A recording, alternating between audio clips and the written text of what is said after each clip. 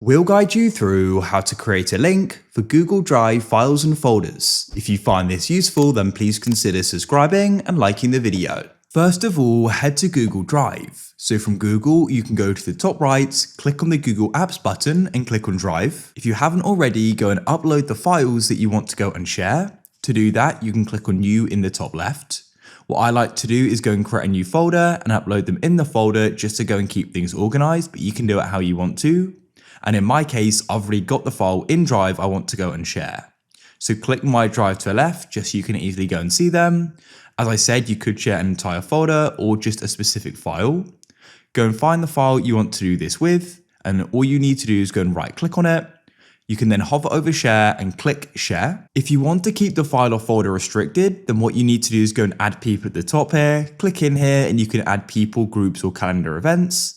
Then what you can do is press copy link and send them the link, but only people with access can open it. So what you can do is change it to anyone with the link. Now you can go and give this link to people, and anybody on the internet with the link can view it, and you can go and change what they can do if you want and change the role. And then you can press copy link and go and give it to people. It's that simple.